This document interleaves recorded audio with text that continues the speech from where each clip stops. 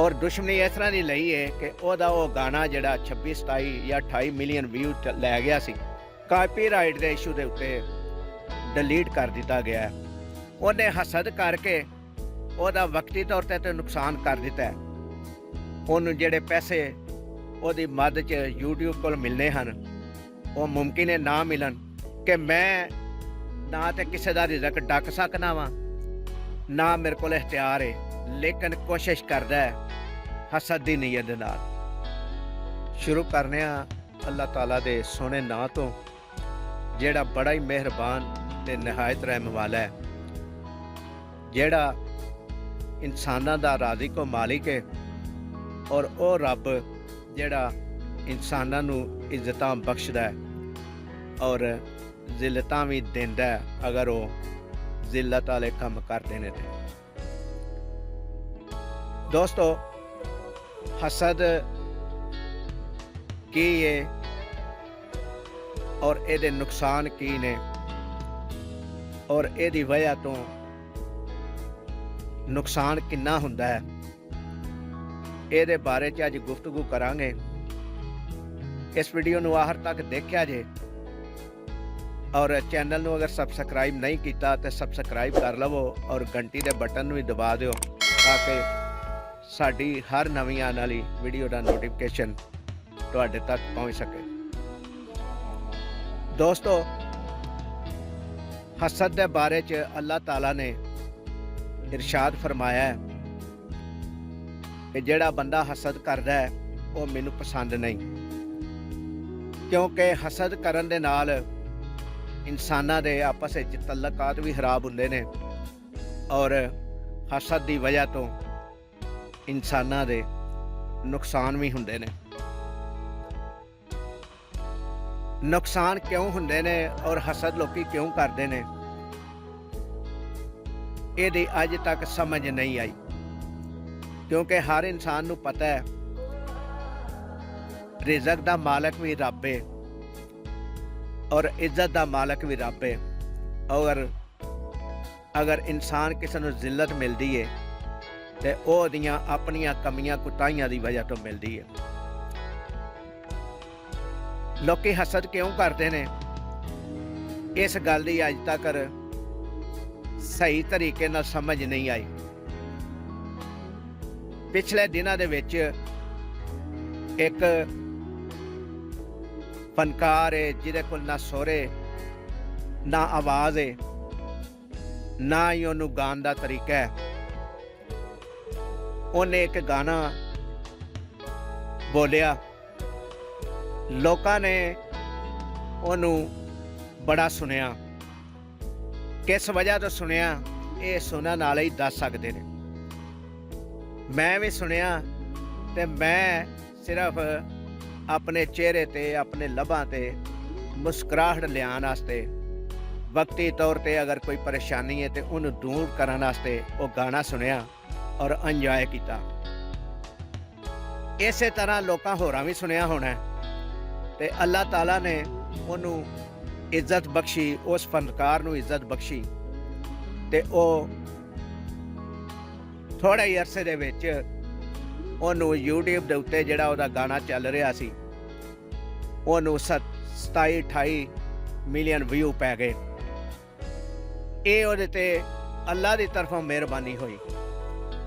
लेकिन फिर एक दिन देखिया उन्होंने उहदी वीडियो देखी कि वो रो रहा है, अपने आंसू पहुँच रहा है और बेअख्तियार रो रहा है। तो उहदे नाल जिहड़े दोस्त उहदे बैठे सन उन्होंने पूछया तो उन्हें वक्ती तौर पर तो यही कहा कि नहीं कोई मसला नहीं, बस इस तरह ही कोई याद आई तो अखां च आंसू आ गए। लेकिन जदों यदी तय तक पहुँचया गया तो पता चलिया कि किसी ने दुश्मनी लई ये नाल, और दुश्मनी इस तरह की लई है कि वो गाना जिहड़ा 26 27 या 28 मिलियन व्यू लै गया सी, कापीराइट के इशू के उत्ते डिलीट कर दिता गया है या करवाया गया है। अगर करवाया गया है तो जिन्हें करवाया है ਉਹਦੇ ਜ਼ਾਤ ਨੂੰ किन्ना को फायदा होया होएगा। ਜਾਂ ਉਹਨੇ ਆਪਣੇ ਆਪ ਨੂੰ ਉਸ ਵਕਤ ਕੀ ਸਮਝਿਆ ਹੋਏਗਾ, ਕਿਉਂਕਿ ਇੱਜ਼ਤ ਤੇ ਅੱਲਾ ਨੇ ਦਿੱਤੀ ਉਹਨੂੰ, ਲੇਕਿਨ ਰੋਕਣ ਦਾ ਇਖਤਿਆਰ ਉਹਨੇ ਆਪਣੇ ਆਪ ਜ਼ਿੰਮੇ ਪਾ ਕੇ ਕੀ ਉਹਨੇ ਸਾਬਤ ਕਰਨ ਦੀ ਕੋਸ਼ਿਸ਼ ਕੀਤੀ। ਅੱਲਾਹ ਤਾਲਾ ਸਾਨੂੰ ਸਾਰਿਆਂ ਨੂੰ ਇਹ ਗੱਲ ਸਮਝਣ ਦੀ ਤੌਫੀਕ ਦੇਵੇ ਔਰ ਹਸਦ ਤੋਂ ਬਚਣ ਦੀ ਤੌਫੀਕ ਦੇਵੇ।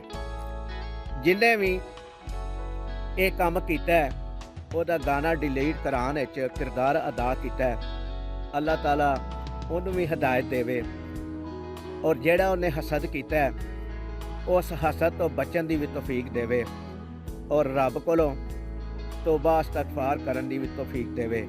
ਕਿਉਂਕਿ ਜਦੋਂ ਬੰਦਾ ਰੱਬ ਦੇ ਕੰਮਾਂ ਦੇ ਵਿੱਚ ਹੱਥ ਡਾਂਦਾ ਵੇ ਜਾਂ ਲੱਤ ਅੜਾਂਦਾ ਵੇ ਤੇ ਉਹ ਇਹ ਭੁੱਲ ਗਿਆ ਹੁੰਦਾ ਹੈ ਕਿ ਮੈਂ ਨਾ ਤੇ ਕਿਸੇ ਦਾ ਰਿਜ਼ਕ ਡੱਕ ਸਕਦਾ ਵਾਂ, ਨਾ ਮੇਰੇ ਕੋਲ ਇਖਤਿਆਰ ਹੈ, ਲੇਕਿਨ ਕੋਸ਼ਿਸ਼ ਕਰਦਾ ਹੈ ਹਸਦ ਦੀ ਨੀਅਤ ਦੇ ਨਾਲ ਔਰ ਉਹ ਕੋਸ਼ਿਸ਼ ਵਿੱਚ ਉਹ ਕਾਮਯਾਬ ਵੀ ਹੋ ਜਾਂਦਾ ਹੈ।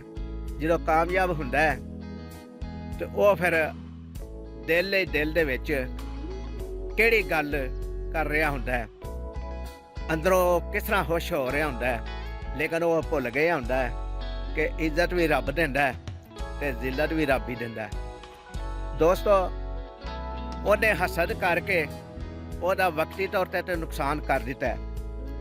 ਉਹਨੂੰ ਜਿਹੜੇ ਪੈਸੇ ਉਹਦੀ ਮਦਦ 'ਚ YouTube ਕੋਲ ਮਿਲਨੇ ਹਨ ਉਹ ਮੁਮਕਿਨ ਹੈ ਨਾ ਮਿਲਣ, ਲੇਕਿਨ ਸੋਚਣਾ ਇਹ ਚਾਹੀਦਾ ਕਿ ਜਿਹਨੇ ਇਹ ਕੰਮ ਕੀਤਾ ਹੈ, ਜਿਹਨੇ ਇਹ ਕੋਸ਼ਿਸ਼ ਕੀਤੀ ਹੈ, ਉਹਨੂੰ ਫਾਇਦਾ ਕੀ ਹੋਇਆ, ਉਹਨੇ ਕਾਪੀਰਾਈਟ ਦਾ ਇਸ਼ੂ ਕਿਵੇਂ ਪੈਦਾ ਕੀਤਾ ਹੈ। ਇਹ ਹੁਣ ਸਮਝ ਚੰਦ ਦਿਨਾਂ ਤੋਂ ਬਾਅਦ ਆ ਜਾਏਗੀ ਕਿ ਉਹ ਫਨਕਾਰਾ ਜਿਹੜੀ ਉਹਦੇ ਨਾਲ ਨਾਰਾਜ਼ ਹੋਈ, ਜਿਹਨੇ ਉਹਦੇ 'ਚ ਪਰਫਾਰਮ ਕੀਤਾ, ਇਹ ਕੰਮ ਉਹਨੇ ਕੀਤਾ ਜਾਂ ਜਿਨ੍ਹਾਂ ਕੋਲ ਕਾਪੀਰਾਈਟ ਦੇ ਹੱਕ ਮਹਿਫੂਜ਼ ਸਨ, ਜਿਨ੍ਹਾਂ ਪੁਰਾਣਾ ਗਾਣਾ ਬੋਲਿਆ 1973 ਦੇ ਵਿੱਚ ਬਦੋਬਦੀ ਗਾਣਾ ਬੋਲਿਆ ਨੂਰ ਜਹਾਂ ਨੇ, ਔਰ ਜਿਨ੍ਹਾਂ ਫਿਲਮਾਇਆ ਜਾਂ ਜਿਨ੍ਹਾਂ ਨੇ ਗਵਾਇਆ ਉਸ ਕੰਪਨੀ ਕੋਲ ਸਨ, ਜਾਂ ਇਹ ਕੰਮ ਉਸ ਕੰਪਨੀ ਨੇ ਕੀਤਾ, ਇਹ ਰੱਬ ਹੀ ਜਾਣਦਾ। ਅੱਲਾਹ ਤਾਲਾ ਸਾਨੂੰ ਸਾਰਿਆਂ ਨੂੰ ਹਸਦ ਤੋਂ ਬਚਣ ਦੀ ਤੌਫੀਕ ਦੇਵੇ ਔਰ ਹਸਦ ਤੋਂ ਦੂਰ ਰਹਿਣ ਦੀ ਤੌਫੀਕ ਦੇਵੇ, ਕਿਉਂਕਿ ਹਸਦ ਦੀ ਵਜ੍ਹਾ ਤੋਂ ਇਨਸਾਨ ਦਾ ਜ਼ਾਤੀ ਤੌਰ ਤੇ ਵੀ ਨੁਕਸਾਨ ਹੁੰਦਾ ਹੈ ਔਰ ਜਿਹਦੇ ਬਾਰੇ ਜੋ ਹਸਦ ਕਰਦਾ ਹੈ ਉਹਦਾ ਵੀ ਨੁਕਸਾਨ ਹੁੰਦਾ ਹੈ ਔਰ ਰੱਬ ਦੀ ਨਜ਼ਰ ਵਿੱਚ ਵੀ ਉਸ ਇਨਸਾਨ ਦੀ ਕੋਈ ਕਦਰ ਨਹੀਂ ਹੁੰਦੀ ਜਿਹੜਾ ਹਸਦ ਕਰਦਾ ਹੈ। ਦੋਸਤੋ, ਇਹ ਥੋੜੀ ਜਿਹੀ ਗੱਲ ਕਰਨੀ ਸੀ, ਗੱਲ ਕੀਤੀ, ਸਮਝ ਅੱਛੀ ਲੱਗੇ ਤਾਂ ਕਮੈਂਟ ਕਰਕੇ ਦੱਸਿਆ ਜੇ ਔਰ ਲਾਈਕ ਕਰਿਆ ਜੇ, ਸ਼ੇਅਰ ਕਰਿਆ ਜੇ ਤੇ ਚੈਨਲ ਨੂੰ ਸਬਸਕ੍ਰਾਈਬ ਕਰਿਆ ਜੇ। ਜਿਉਂਦੇ ਰਹੋ, ਵਸਦੇ ਰਹੋ। ਅੱਲਾਹ ਤਾਲਾ ਸਾਡਾ ਤੇ ਤੁਹਾਡਾ ਹਾਮੀ ਨਾਸਰ ਹੋਵੇ। ਅੱਲਾਹ ਨਿਗਹਿਬਾਨ।